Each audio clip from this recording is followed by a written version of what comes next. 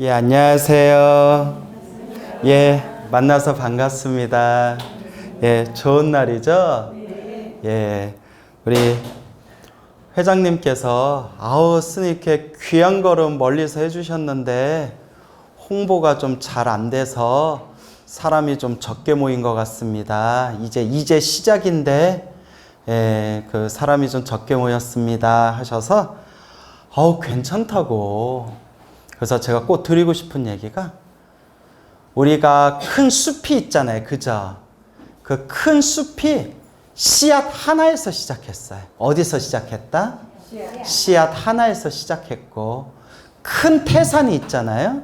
그 태산이 한 톨의 흙이 모여서 큰 태산이 된 거래요. 그래서 그래서 우리 부처님도 처음 법문하실 때 몇 명 모였을까요? 5명. 5명도 모인 게 아니라 부처님이 찾아갔어요. 근데 지금 그래도 5명보다 몇 배는 많네요. 그래서 참 좋은 인연이다, 정말 좋은 인연이다 라는 생각이 듭니다. 우리 부처님께서 어떻게 해야 우리 중생들이 행복하게 살 수 있는가 라는 걸 가르쳐 주셨어요. 제일 좋은 거는 깨달음을 얻는 거. 번뇌망상이 소멸하는 게 최고의 행복이다. 번뇌망상을 소멸하고 윤회에서 벗어나고 영원한 자유인이 되는 거, 이게 최고의 행복이다 라고 말씀을 하셨죠. 그런데 깨달음을 얻으려면 어떻게 해야 되느냐? 가장 밑바탕에 가장 기본이 되는 게 복이 많아야 된대요. 뭐 해야 된다? 복이 많아야 된다. 사람으로 태어나는 복, 부처님 법을 만나는 복, 부처님 법을 만나도 좋은 도반을 만나는 복, 좋은 스승을 만나는 복, 수많은 복들이 있어야 된대요. 그래서 복을 지어야 깨달음도 얻을 수가 있다. 그러면 복을 지으려면 어떻게 해야 되느냐? 첫 번째가 공양을 올리는 거래요. 무엇을 올리는 거? 공양을 올리는 거. 부처님께도 올리는 걸 공양이라고 하지만, 힘들고 괴롭고 불쌍한 존재들에게 보시하는 것도 공양을 올리는 거래요. 공양을 올리는 것이 복을 짓는, 큰 복을 짓는 첫걸음이다. 그런데 공양 올리는 방법이 많지만 수많은 공양들 중에서 가장 최고의 공양이 무엇이다? 예, 법보시, 법공양입니다. 이 정도는 다 아시죠? 대답조차 없어서 당황했어요. 다 너무 쉬운 걸 물어봐서 그런가? 그래서 공양 중에서 최고의 공양이 무엇이다? 공양 중에서 최고의 공양이 어떤 공양이다? 법공양이다. 그래서 법공양이야말로 최고의 공양이다 라고 부처님이 말씀하셨어요. 그래서 여러분, 제가 가장 행복한 시간이 공부하는 시간이에요. 분위기가 아닌 것 같은데요. 근데 제가 믿든가 만들가 정말 체력만 되면 하루 종일 공부하고 싶어요. 그래서 어떤 생각까지 드냐면, 강의하러 다니기 싫다. 법문하러 다니기 싫다. 강의하고 법문할 시간에, 왜냐면 강의 갔다 오고 법문 갔다 오면 몸이 좀 지치거든요. 강의하고 법문할 시간에 차라리 이거 공부에 더 집중하고 싶다라는 생각이 들 정도로 너무나 공부하는 게 재밌는데, 그래도 저는 죽을 때까지 설법하는 걸 안 멈출 거예요. 왜냐? 부처님 경전에 또 큰 스님들 법문에 뭐라고 나오냐면, 아까 법공양이라고 했죠.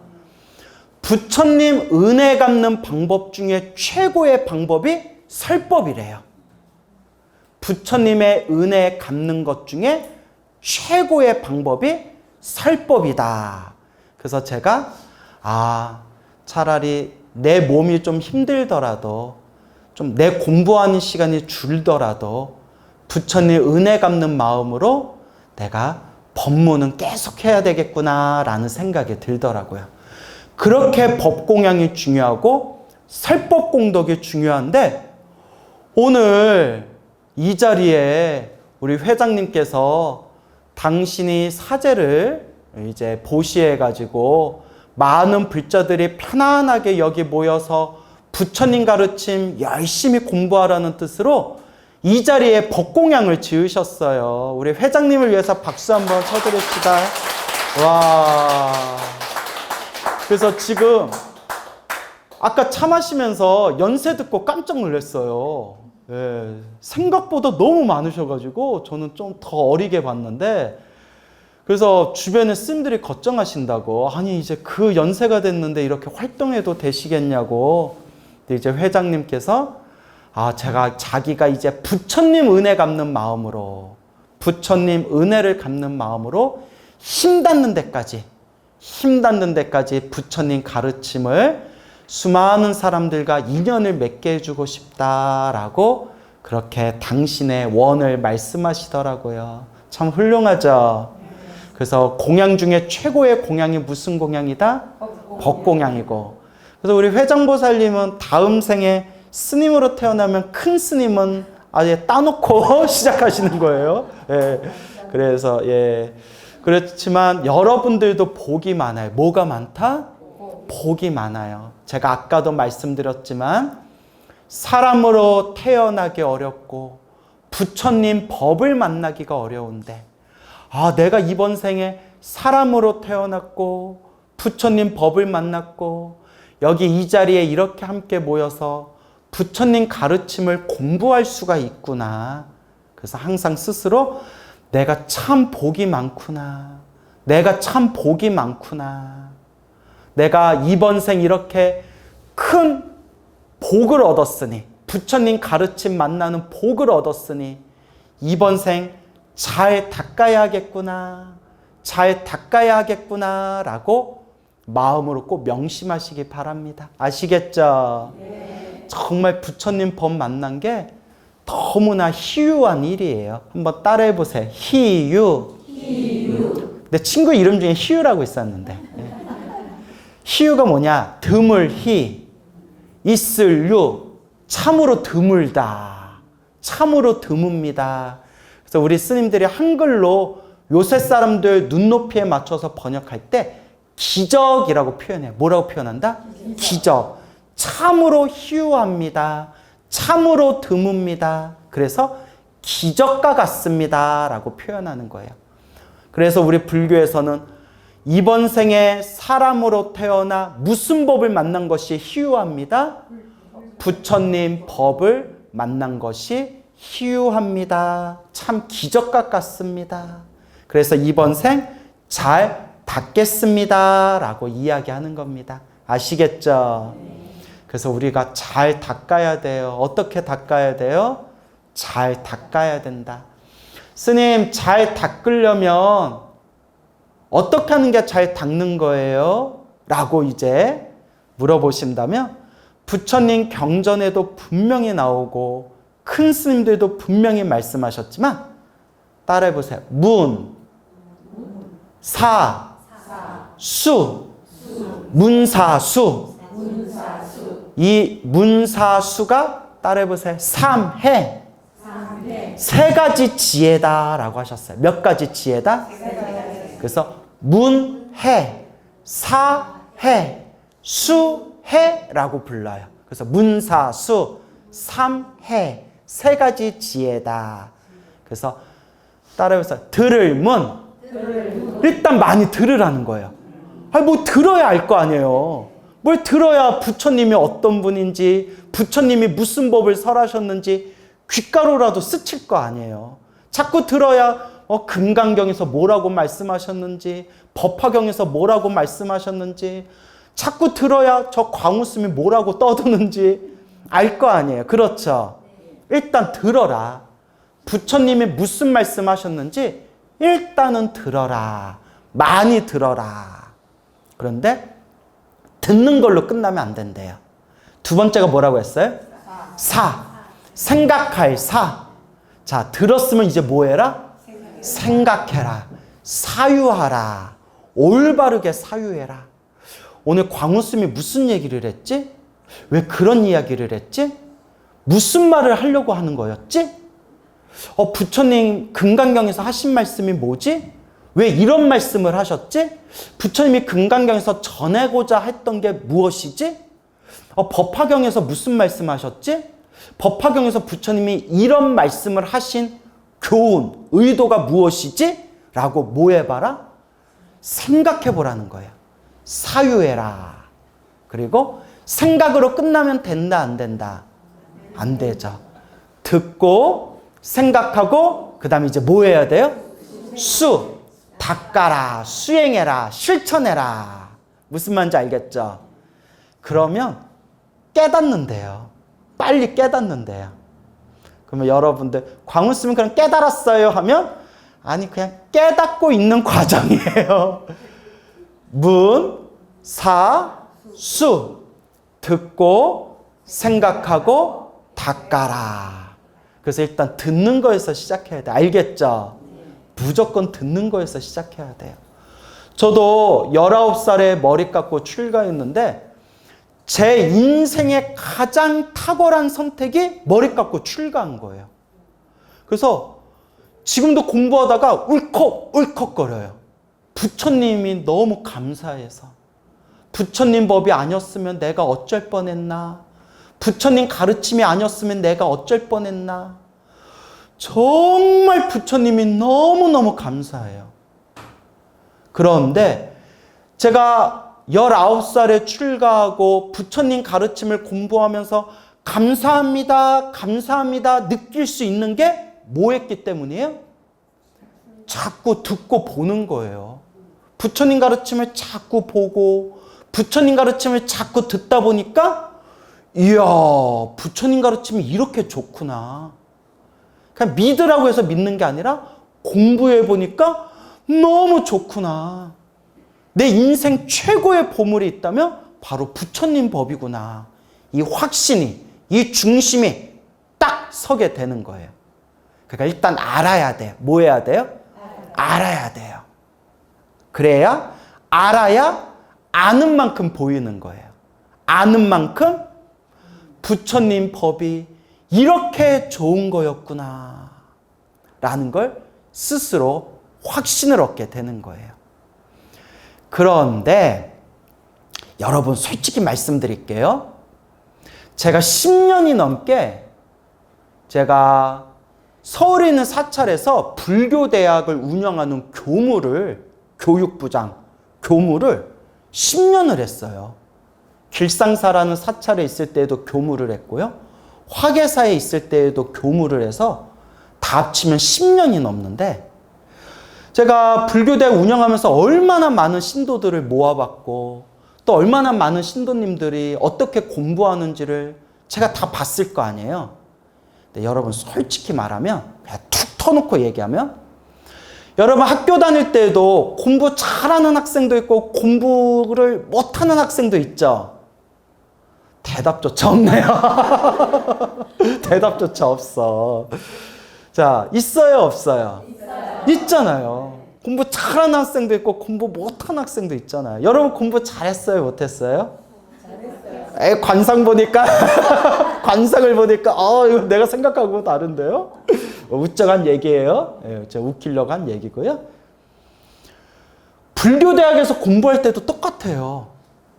강사 스님이 강의를 하실 때 딱딱 알아듣는 분도 있고 아무리 설명해줘도 못 알아듣는 분이 있어요.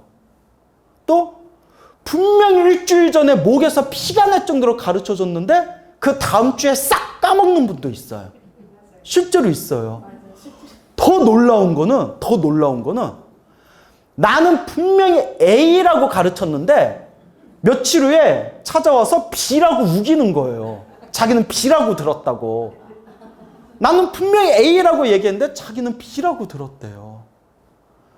여러 일이 있어요. 예전에 어떤 신도분이 있었는데 참 순수하세요. 좋으세요. 좋으신 신도님이셨는데 근데 약간 말귀를 좀 못 알아듣으셨나 봐요. 이제 갑갑해지죠. 뭐 어느 날 저한테 막 난리가 난 거예요. 스님 나 불교대학 못 다니겠어요. 나 이제 공부 못 하겠어요. 심장이 벌렁거려요. 보살님 왜 그러세요? 아니 제가 불교대학에서 강의를 듣는데 강사 스님이 부처님은 여자래요. 저 심장이 부처님이 여자예요? 스님, 부처님이 여자예요?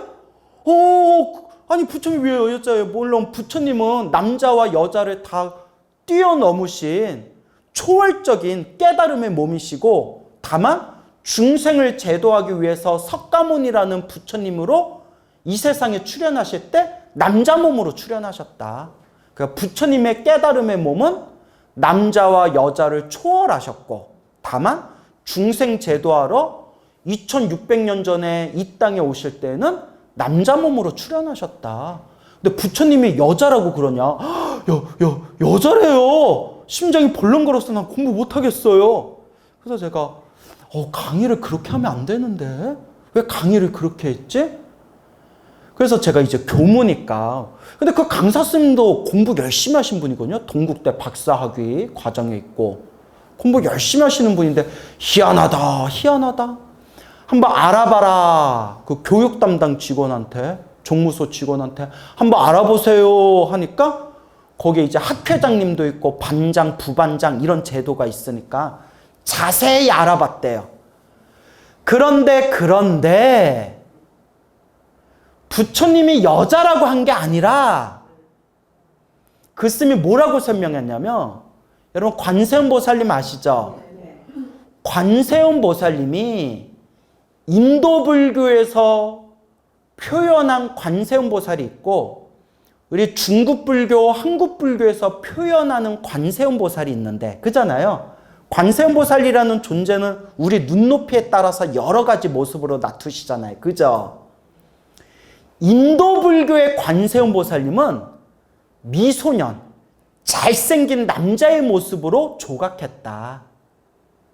잘생긴 남자의 모습으로 불상을 모셨다. 관세음 보살을. 어느 불교에서? 인도 불교에서. 또 나중에 딴소리 하면 안 돼요.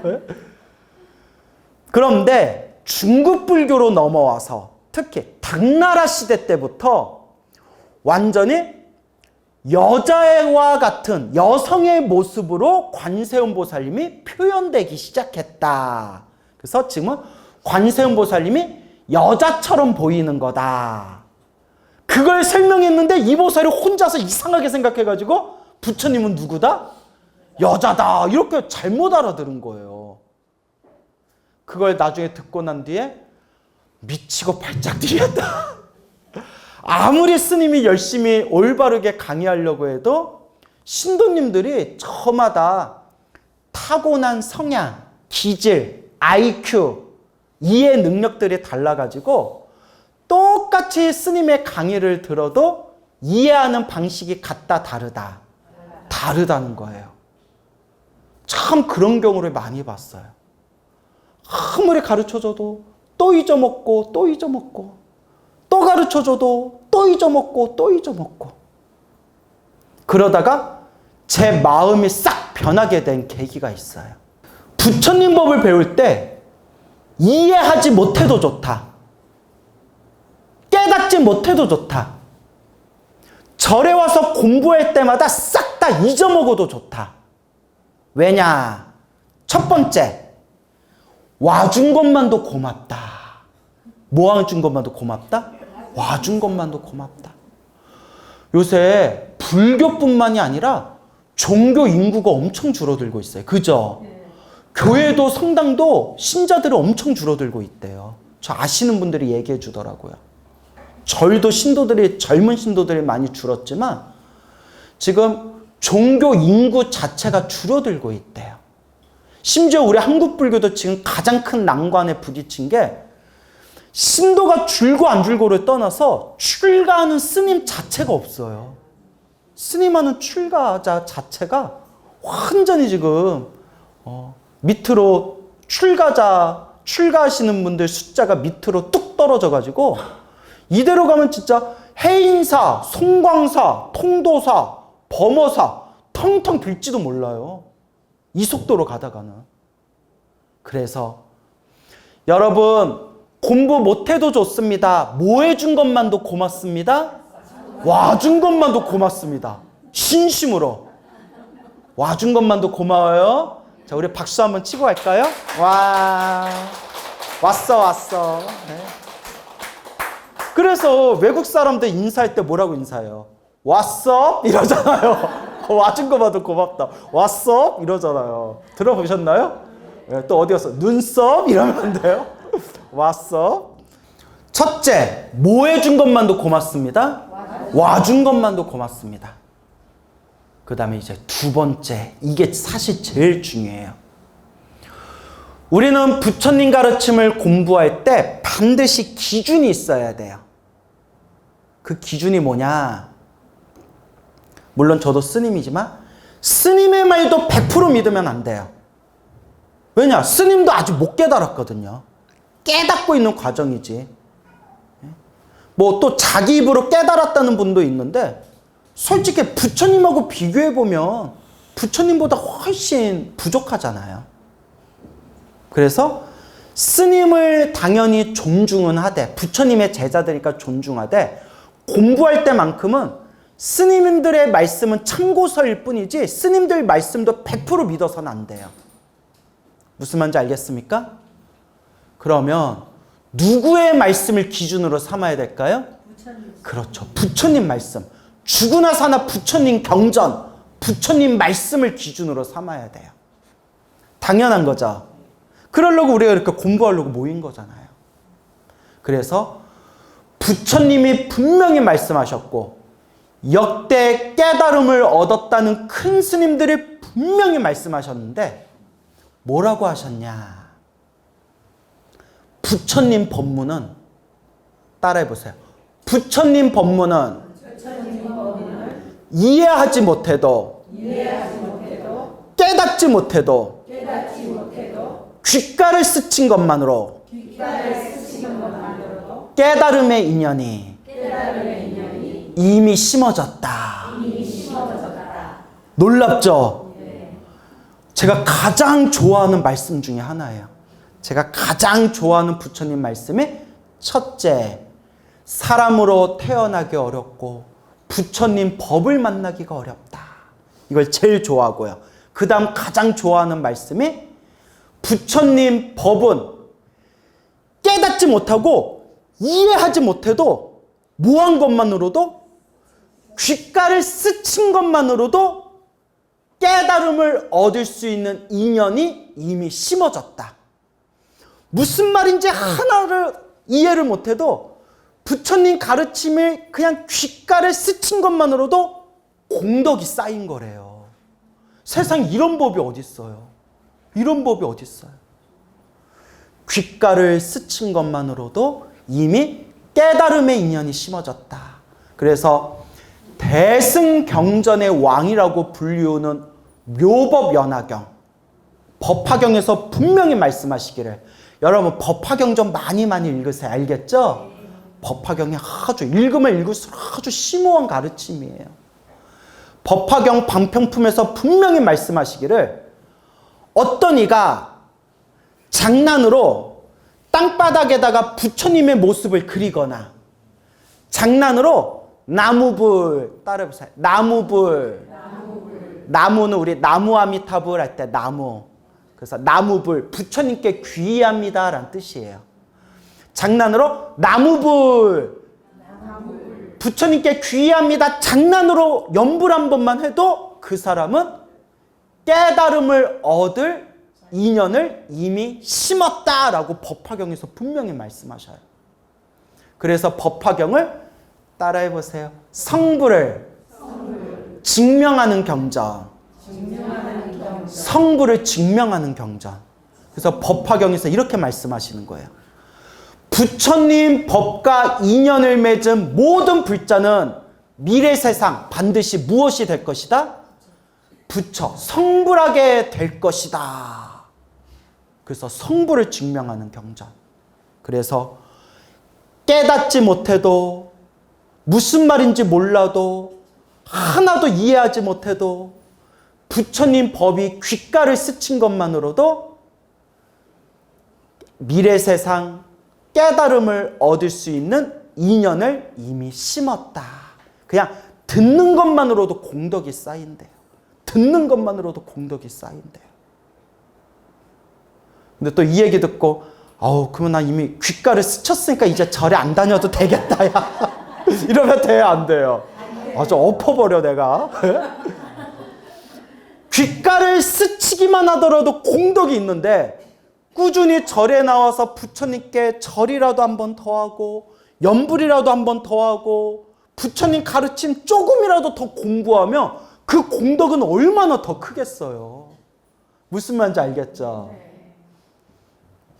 예전에 제가 불교대학 운영하고 있었을 때 어느 보살님이, 그때 제가 운영하던 불교대학이 1학년, 2학년, 2년 동안 불교대학을 공부하고 대학원, 경전반 과정으로 올라가는 제도였어요.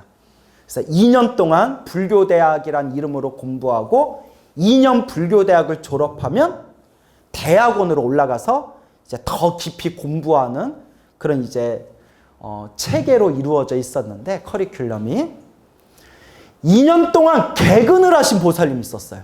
2년 동안 개근. 여러분, 상 중에 최고의 상이 무슨 상이에요? 개근상이라잖아요. 성실 그 자체잖아요. 사실 집에서 가정주부로 일하면서 할 일이 얼마나 많아요. 근데 2년 동안 개근을 하셨어요. 대단하신 거죠. 나는 개근하는 불자가 제일 이뻐. 네. 꾸준히 와서 그래도 법문 듣고 강의 듣고 꾸준히 오는 불자가 제일 이뻐. 네? 그죠, 여러분? 그래서 이 2년 동안 불교대학 개근하신 불자님이 있었는데, 졸업을 코앞에 두고 이제 졸업하면 어디로 올라가야 돼요? 대학원 가야 되잖아요. 네, 이러는 거예요. 스님, 저 대학원 안 갈래요. 아니, 왜요? 2년 동안 공부하는데 무슨 말인지 하나도 모르겠어요. 2년 동안 앉아서 들었는데 하나도 무슨 말인지 모르겠어요. 그러니까 전 대학원 갈 필요가 없어요. 그분 말씀에 1학년, 2학년, 2년 동안 그래 무슨 말 하나 한번 들어보자 하고 2년 동안을 들었는데 무슨 말인지 하나도 모르겠대요. 그 대학원 안 가겠대요. 그래서 깜짝 놀라서 물어봤어요. 보살님 2년 동안 개근상 타지 않았냐? 개근상 탔다. 보살님 2년 동안 무슨 말인지 하나도 모르는데 어떻게 개근할 수가 있냐? 2년 동안 어떻게 그렇게 들었냐? 하니까 하신 말씀이 그냥 무슨 말인지 하나도 모르겠는데 그냥 무슨 말 하나 일단 드러나 보자 하고 2년 동안 개근했습니다. 그 얘기를 든 순간 제가 깜짝 놀라면서 네가 짱이다. 당신이 최고다. 어떻게 무슨 말인지 하나도 모르는데 몇 년 동안 앉아있을 수 있냐? 2년 동안을 앉아있을 수 있냐? 돼요, 안 돼요? 네? 정말 어려운 일이에요. 정말 어려운 일이에요. 나도 못할걸요? 나도 무슨 말인지 모르는데 2년 동안 어떻게 앉아있어요? 뭔 말인지 알고 재미가 있어요. 2년 동안 앉아있지. 놀래가지고 보살님은 보통 분이 아닙니다. 보살님 무슨 말인지 모르는데 어떻게 2년 동안 개근을 하면서 강의 시간마다 앉아있을 수가 있습니까? 보살님이야말로 정말 타고난 뛰어난 근기입니다. 보살님 같은 분이 대학원에 안 가면 누가 가겠습니까? 그러니까 보살님이 그래요? 가야겠네 해가지고 제 말에 홀라당 넘어가서 대학원에 들어가신 보살님이 계세요. 근데 그때 제가 진심으로 제가 칭찬드렸어요. 정말 대단하십니다. 무슨 말인지 모르는데 어떻게 2년 동안 불교대학에 앉아서 그것도 개근을 하면서 공부할 수가 있습니까? 보살님, 분명히 부처님이 말씀하셨잖아요. 깨닫지 못해도 좋다. 이해하지 못해도 좋다. 귓가를 스친 것만으로 이미 공덕이 쌓이고 있다. 보살님은 지금 이해를 하든 이해를 못하든 무엇을 닦고 있는 과정입니다? 공덕을 닦고 있는 과정입니다. 라고 말씀을 드렸어요. 그래서 제가 참 좋아하는 불교설화의 가르침이 있어요. 처음에 이 내용을 보고 제가 참 감동을 받았는데 석가모니 부처님이 계시던 때의 일이에요. 어떤 분이 물어보시던데, 여러분, 우리가 글로 쓸 때는 석가모니라고 써요. 그렇죠? 그런데 발음할 때는, 절집에서 발음할 때는 쓰기는 석가모니라고 하지만, 석가모니 하지만 발음할 때는 어떻게 발음할까요? 서가모니라고 발음해요. 근데 원칙은 석가모니가 맞아요. 왜냐면 인도어, 산스크리트어로 샤까무니예요. 샤까족에서 출현한 성자, 샤까무니. 그래서 샤까무니, 그래서 석가모니가 맞아요. 하지만 우리 한국불교 정통은 발음을 순화시키는 게 절집의 정통이기 때문에 석가모니라고 안 하고 서가모니라고 하는 거예요. 알겠죠? 그래서 우리가 시방 3세 부처님과 8만 4천 하고 나오죠. 그리고 우리 예불문 할 때 지심 규명래 시방 3세 하고 나오죠. 원래는 열십자, 십방이에요. 그래서 모든 공간이란 뜻이에요. 그래서 십방이라고 쓰고 발음은 뭐라고요? 시방. 근데 왜 시방이라고 하는지 알겠죠? 발음이 너무 세. 한번 생각해봐요. 여러분 따라해보세요. 십방. 이런 십방 완전 욕 같잖아요. 십방 뭐 이런. 그래서 뭐라고 발음하는 거다? 시방. 석가모니도 뭐라고 발음한다? 서가모니. 쓰기는 그렇게 쓰되 발음은 완화시키는 거예요. 알겠죠? 그래서 원래도 스님 하면 안 된대요. 그래서 옛날 분들은 발음을 이렇게 해서 스님 이랬다고요. 스님 이랬대요. 예. 아, 그만하세요. 그거 대답도 안 하더니 그거 하나 꽂혀가지고. 자, 그래요. 무슨 말인지 알겠습니까? 네. 뜬금없이 말씀했죠. 아니 어느 라인에서 지금 치는 거예요? 예? 예? 아, 차 마실 때. 아, 내가 아까 물 마실 때 박수 안 쳤다 뭐라고 했다고 박수 치신 거예요? 센스 있다. 예. 오래 사시겠어요? 자, 이제 무슨 말인지 알겠죠? 그래서 이제 서가모니 부처님 시대 때 서가모니 부처님께서 수많은 불자들 앞에서 법을 설하고 가셨대요. 법문을 다 하고 계시는데 부처님의 음성은 너무나 맑고 깨끗하고 사람 귀에 쏙쏙 들어온대요. 그래서 부처님 경전에 보면 어떤 내용이 나오냐면 짐승들조차도 부처님의 음성을 좋아한대요. 누구조차도? 예. 짐승들조차도 부처님의 음성을 좋아한다. 예. 저는 그거 들고 저한테 막 이래가지고 그거 나 준다는 건 줄 알았어요. 그래요. 거기까지. 예, 알겠어요. 예. 늦게 왔지만 와준 것만도 고마워요. 그래서 부처님의 음성 소리는 짐승들까지도 다 좋아하는데 그래서 여러분 복이 중요하다는 거예요. 뭐가 중요하다? 복이 중요하대요. 모든 존재는 부처님의 모습을 보면 다 좋아한대요. 그리고 부처님의 소리를 들으면 다 좋아한대요. 그것도 무엇을 많이 지었기 때문에? 과거 전생부터 수많은 복을 지었기 때문에 그게 가능한 거래요. 그래서 깨달음을 얻는 것도 복이 있어야 되지만 중생제도하는 것도 뭐가 있어야 된다? 중생제도하는 것도 복이 있어야 된대요. 그만큼 복이 중요한 거예요. 그래서 경전에서 늘 말씀하시는 게 또 복만 지으면 돼요, 안 돼요?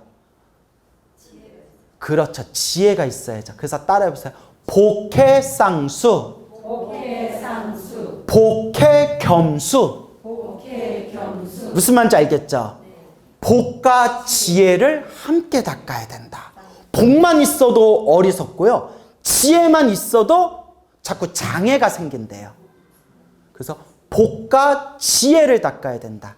그래서 복과 지혜를 완벽하게 완성하신 분을 오직 부처님이다라고 부르는 거예요.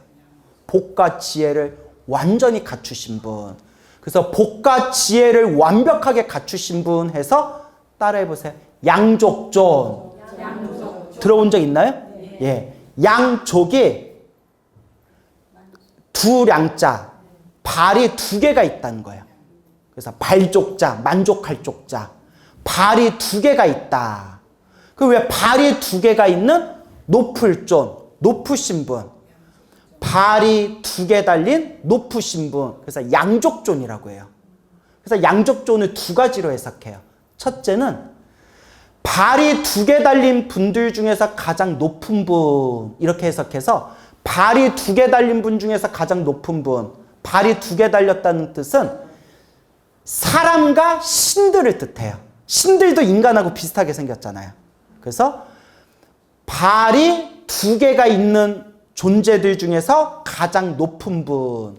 신들과 인간들 중에서 가장 높은 분이란 뜻이에요. 뭔 얘기인지 알겠습니까? 그 다음에 양족, 다리 두 개 달린 높은 분. 그게 복덕과 지혜. 복덕이라는 다리와 지혜라는 다리를 완벽하게 갖추신 분. 이렇게 해석할 수가 있는 거예요. 알겠죠? 네. 그래서 어떤 스님이 지하철을 탔대요.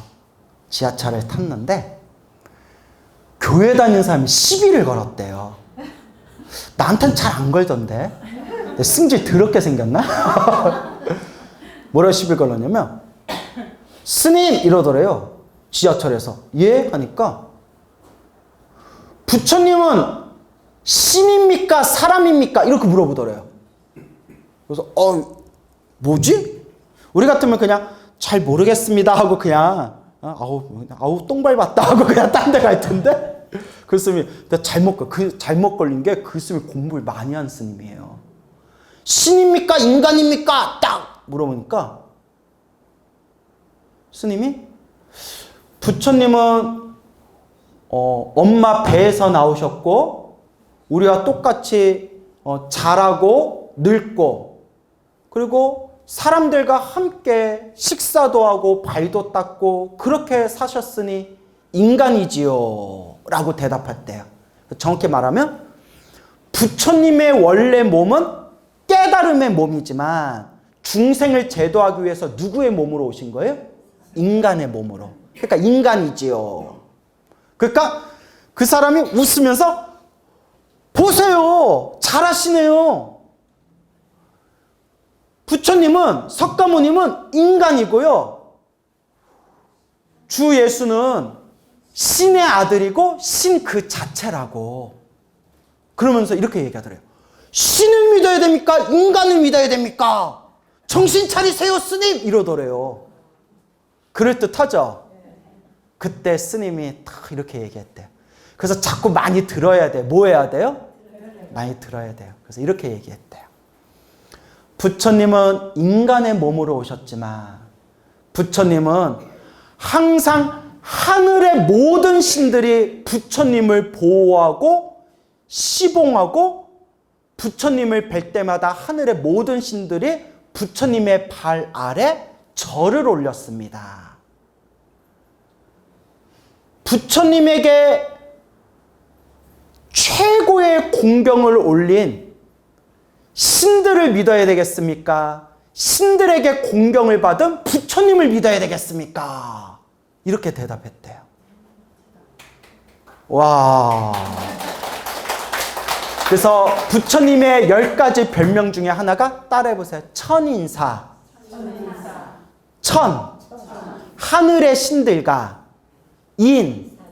사람들의 무엇이 되시는 분? 스승이 되시는 분. 그분이 바로 천인사라는 거예요. 무슨 사? 천인사. 그래서 또 다른 책에서는 인천사라고도 나와요. 인간과 신들의 스승. 인천사. 또 인천사 했더니 인천사라 또 이러면 안 돼요. 자, 그래서 부처님은 이와 같이 신들과 인간들의 스승이시다. 그래서 부처님이 설법을 할 때 수많은 사람들이 듣기를 좋아하고 짐승들조차도 부처님의 소리를 들으며 기쁨을 느낀대요. 그래서 부처님께서 수많은 사람들 앞에서 법을 펼치고 계실 때 수많은 사람들이 부처님의 아름다운 음성을 듣고자 수많은 사람들이 부처님 곁으로 모여들었을 때, 그때 그 길가에 깨구락지가 있었대요. 뭐가 있었어요? 개구리가 있었대요. 개구리. 그래서 개구리가 펄짝펄짝 길을 지나가다가 저기서 부처님의 아름다운 음성 소리를 듣고 개구리도 기쁨을 느끼는 거예요. 축생들조차도 기쁨을 느끼는 거예요. 그래서 개구리가 너무 좋다.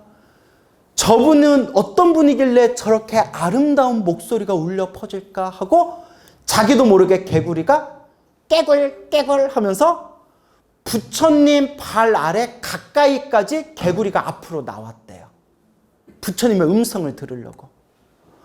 개구리조차도 부처님의 소리가 너무 좋다 하고 듣고 있는데, 그때 때마침 어떤 지팡이를 짚고 있던 어떤 남자가 부처님의 가르침을 더 자세히 듣고 싶어서 지팡이를 짚고 앞으로 나오다가 지팡이로 깨구리 머리를 찍어버렸대요.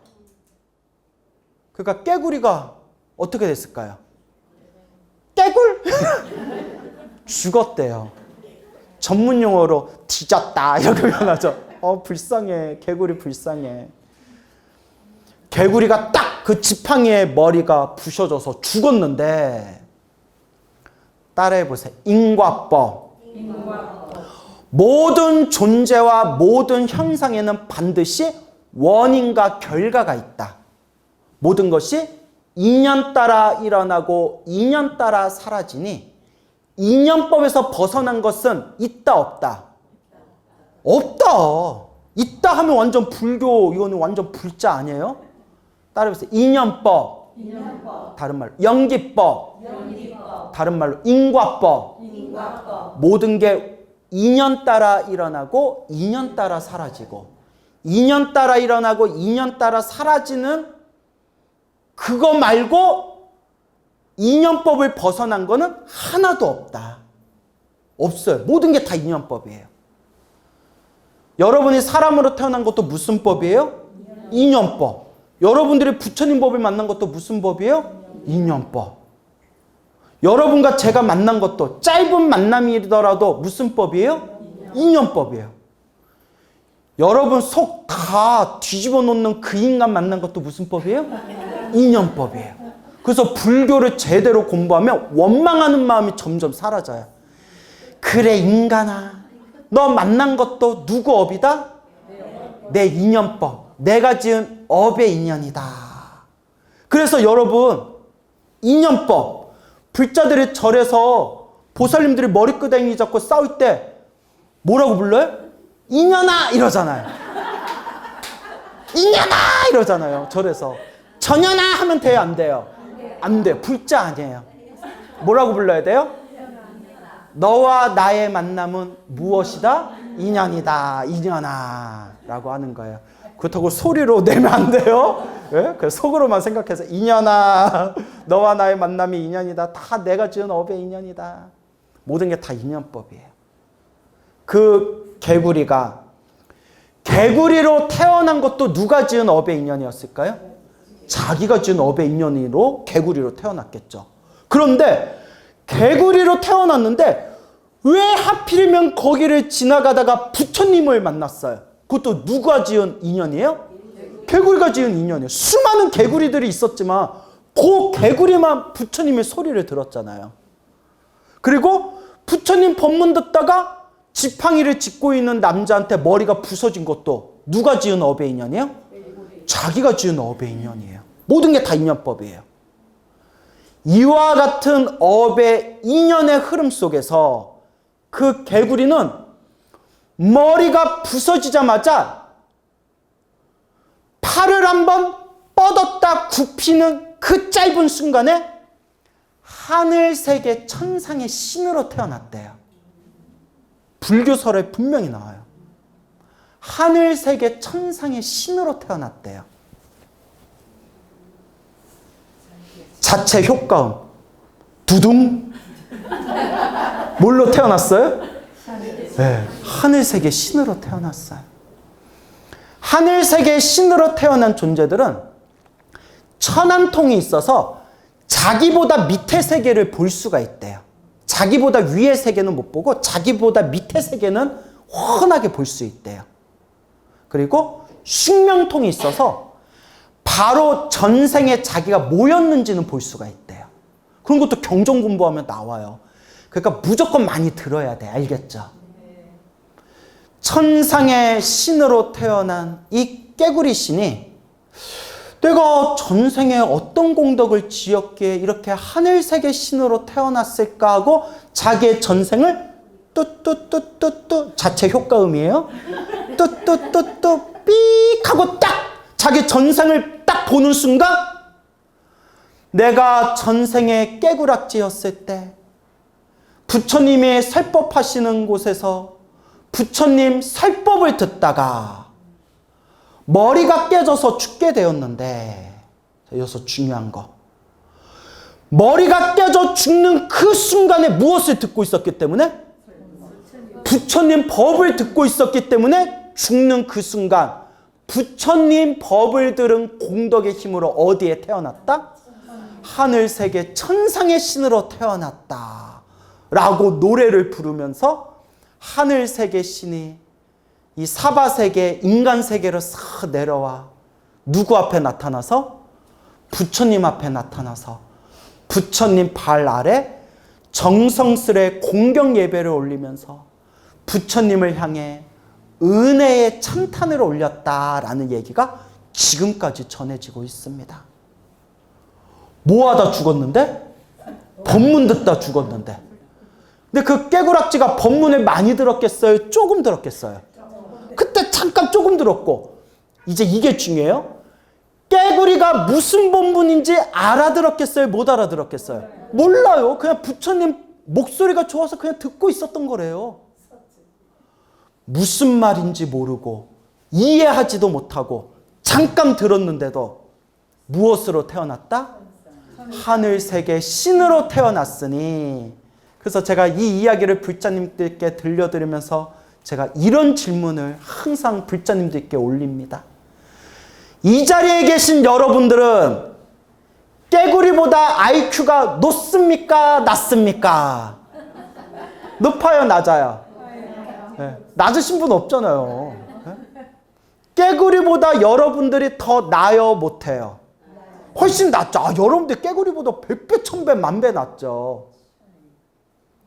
그 깨구리조차도 죽은 뒤에 하늘세계 신으로 태어났는데 이번 생 사람으로 태어나 부처님 법을 만난 여러분이 이번 생 헛되게 삶을 살아 다음 생에 사막도에 떨어진다면 슬퍼요? 안 슬퍼요? 슬퍼요. 슬픈 일을 만들어요? 안 만들어요? 안 만들어요. 슬픈 일을 안 만들려면 어떻게 해야 돼요? 부처님 가르침을 잘 공부해야 된다라는 걸 명심하시기 바랍니다. 아시겠죠? 예.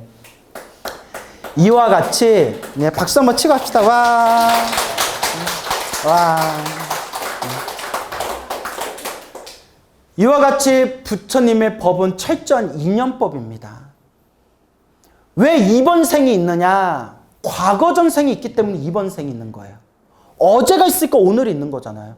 어제가 있으면 오늘이 있어요, 없어요? 어제가 없는데, 네, 어제가 없으면 오늘이 없잖아요. 전생이 있기 때문에 이번 생이 있는 거고, 오늘이 있으니까 뭐가 있어요? 당연히 내일이 있듯이 이번 생이 있으니까 다음 생이 있다라고 말씀하셨어요. 이게 인연법의 흐름이에요. 이것이 있으므로 저것이 있고, 이것이 사라지니 저것이 사라진다. 이것과 저것이 서로 인연법이에요. 그리고 우리 중생들이 살아가는 행복과 불행도 다 누가 지은 업의 인연이다? 다 내가 지은 업의 인연이다. 우리가 행복해지려고 절에 오잖아요. 그렇죠? 그런데 우리는 항상 행복할 수가 없어요. 이번 생 인간으로 이 사바세계에 태어난 것 자체가 기본적으로 괴로움이 깔려 있는 거예요. 그래서 따라해보세요. 사바세계. 왜 사바세계라고 하느냐? 사바 아부를 잘해야 살 수 있다? 라고 하면 안 되고, 따라해보세요. 참아야만 살 수 있는 세계. 참아야만 살 수 있는 세계를 사바세계라고 한대요. 인도어에서 나온 말이에요. 그러니까 괴롭기 때문에 참아야 된다는 거예요. 그래야 살 수 있는 세계예요. 태어나서 괴롭고, 늙어서 괴롭고, 병들어서 괴롭고, 죽어서 괴롭다. 생로병사. 태어났는데 왜 괴롭냐? 여러분, 애기들 태어날 때 웃어요, 울어요? 울잖아요. 얼마나 괴로우면 울겠어요. 애기 태어날 때 반갑 이렇게 태어나는 애 있어요? 태어날 때 막 자지러지게 울잖아요. 태어난 것 자체부터가 이미 괴로움이라는 거예요. 그래서 어떤 쌤 본문에 이런 말이 나와요. 애기들 때는 자기 전생을 안 돼요. 맑고 순수해서. 점점 크면서 마음에 때가 껴가지고 전생이 싹 이렇게 지워지는 거래요. 아기 때는 전생을 기억한대요. 그래서 아기들이 우는 거래요. 태어나서 눈 뜨는 순간 또 태어났어. 이 징글징글한 세상에 또 태어났어. 나 이제 또 어떡해 하고 이제 우는 거래요. 예. 나중에 아기 태어날 때 물어보세요. 아기야 전생 기억나? 하고 한번 물어보세요. 예. 태어나고 늙고 병들고 죽음이라는 괴로움이 있고, 우리가 살아가면서 사랑하는 사람 못 만나서 괴롭고, 미워하는 사람 자꾸 봐서 괴롭고, 구하고자 해도 얻을 수 없어서 괴롭구나. 몇 년 전이었어요. 제 찐팬이라는 어느 보살님이, 스님도 연세 드시고 이제 스님도 나이가 드시면 이렇게 뭐 언제까지 법문하고 강의하고 뭐 그러시겠어요. 스님도 노후 준비하셔야죠. 머리 깎은 수행자가 무슨 노후입니까? 아니, 말이라도 그렇게 해야죠. 말이라도 이렇게 멋있게. 스님 그러지 마시고요. 몇 년 전이었어요. 몇 년 전. 스님, 조만간 금값이 엄청 오를 겁니다. 스님이 통장에 돈이 얼마가 있든 싹 그냥 제 말 믿고 싹 다 금으로 사십시오. 이러는 거예요. 오래전에. 오, 그럼 뭐 가짜야? 뭐 진짜예요? 뭐 이러겠지. 스님, 제 말 믿고 어차피 금 사도 크게 안 떨어져요. 제 말 믿고 금 사세요. 통장에 얼마가 있으시든 싹 모아서 금 사세요. 라고 하시더라고요. 그때 제가 딱 이렇게 얘기했죠. 보살님, 저를 사랑해주는 마음은 너무 고맙지만 머리 깎은 출가 수행자가 어떻게 그런 투자를 할 수가 있겠습니까? 세상 사람들은 황금이 최고라고 하지만 저에게 최고는, 수행자에게 최고는 황금이 아니라 지금입니다. 지금 이 순간. 멋있죠? 와.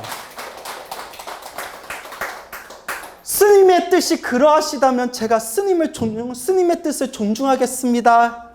하고 그 보살님하고 헤어졌는데 몇 년 후에 뉴스를 딱 보는 순간 내가 그때 샀어야 되는데 몇 배가 올랐어, 몇 배가. 에? 엄청 올랐죠? 그러니까 돈 버는 사람들은 다 정보가 있나 봐요. 에? 자, 그래서 구하고자 하나 뭐 할 수 없는 괴로움? 구하고자 하나 얻을 수 없는 괴로움. 이렇게 우리 중생은 끊임없이 갈구하는 마음이 있어요. 무슨 말인지 알겠죠? 그래서 우리 중생들은 행복하기를 바라고 행복하기를 바라지만 항상 행복할 수가 없어요. 롤러코스터처럼 올라가면 뭐가 있어요? 내려갈 때가 있고, 내려가면 또 좀 올라갈 때가 있고, 또 내려갈 때가 있고, 또 어떤 분은 스님 저는 몇십 년째 내려갑니다. 이제는 바닥이겠지 했는데 아주 지하실을 뚫고 내려갑니다. 또 이런 분도 있었는데, 그 행복도 불행도 누가 지은 업이다? 내가 지은 업이구나. 내가 지은 업이구나. 그래서 우리 부처님이 이와 같이 말씀하셨습니다. 시작 없는 시작 없는 수 없는 과거 전생부터 지금까지 태어나고 죽고 태어나고 죽음을 반복하면서 알고 지었건 모르고 지었건 이게 중요해요. 중생이 꼭 알고 짓는 게 아니더라고요. 알고 지었건 모르고 지었건 몸과 말과 생각으로 지은 그 업보가 얼마나 많겠습니까? 얼마나 많겠습니까? 내가 지은 그 업보도 결국은 누가 받는다? 결국은 내가 받는 것이다. 결국은 누가 닦아야 된다? 그래서 부처님의 가르침의 핵심은 나는, 부처는 병든 사람에게 약을 지어주는 사람이지 약을 먹여주는 사람이 아니다.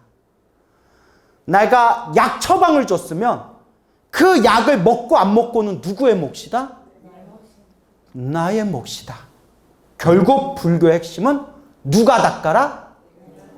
내가 닦아라. 그대가 닦아라. 스스로 닦아라. 라는 것이 부처님 가르침의 가장 중요한 핵심입니다. 누가 닦아야 돼요? 내가 닦아야 돼요. 여러분 잘 닦으실 거예요? 네. 어디 보자. 한번 믿어봐. 예?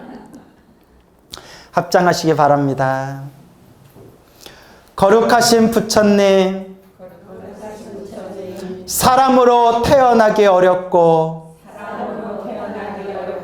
부처님 법을 만나기 어려운데 이번 생 사람으로 태어나 부처님 법을 만났습니다. 다행입니다. 감사합니다. 기적입니다.